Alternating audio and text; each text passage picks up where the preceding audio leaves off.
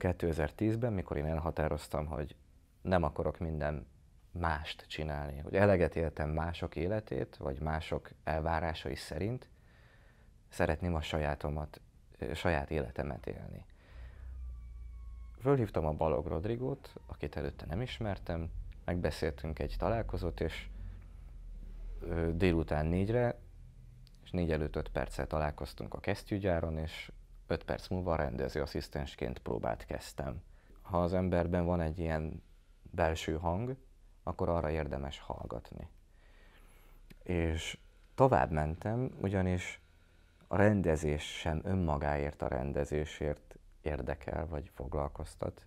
Persze eleinte nyilván ez volt a cél, hogy kipróbáljak dolgokat, mit lehet egy rendezőként hozzátenni egy előadáshoz. És akkor jöttek az én vízióim, elképzeléseim, amit megpróbáltam ráhúzni, ráerőltetni a színészekre. Aztán jött ennek a megfordítottsága, hogy bízzak a színészben, és merjek belőle kiindulni, mert én azt gondolom, hogy a rendezés az a hagyás művészete. Hagyni kell az alkotótársakat dolgozni.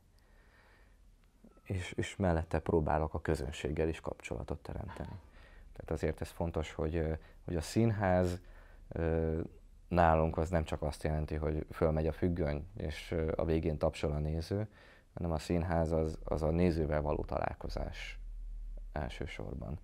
Nekem a cigány az azt jelentette, hogy C-s, a C-osztályos. És én B-s voltam.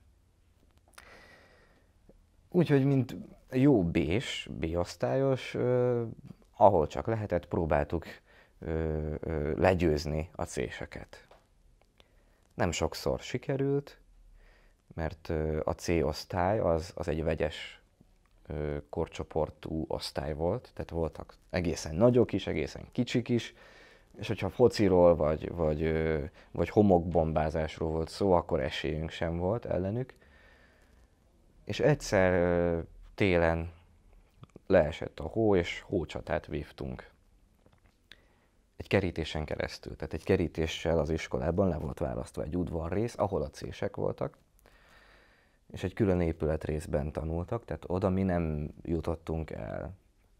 Tulajdonképpen a kerítésen keresztül csatároztunk, és hazaérve újságoltam, hogy milyen büszke vagyok magunkra, hogy elvertük végre hócsatában a cigányokat.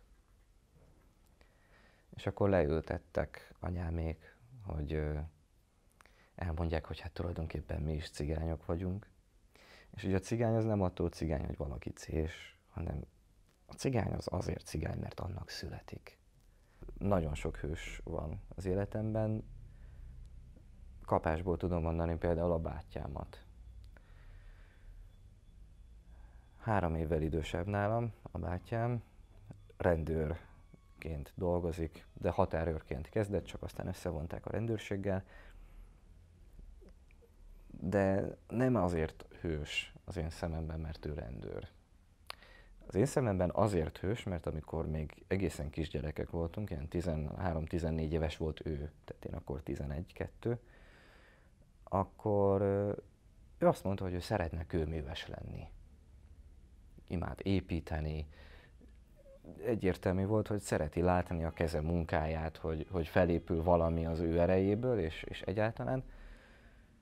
De hát mivel ő is egy elég jó tanuló volt, tehát hogy így színötös vagy kitűnő átlagjaink voltak, neki is, meg nekem is, így azt mondták a tanárjai, hogy nehogy már kőművesnek menjen, ilyen ésszel, minimum egy gimnázium, és majd eldönti 4 év múlva, hogy mi akar lenni.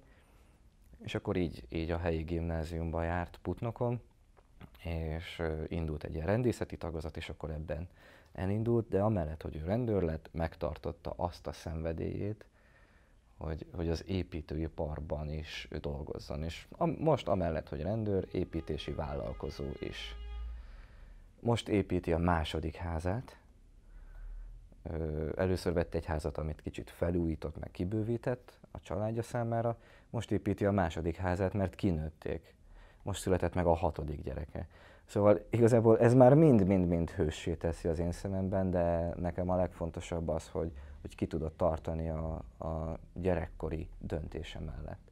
Ő olyan, mintha ő nem is főszereplő lenne a saját életében. Nem, olyan, mintha az ő életében mindig más lenne a főszereplő. A családja, a gyerekei és a többi. A roma fiataloknak azt üzenném, hogy a legfontosabb, hogy célok legyenek, céljaink legyenek.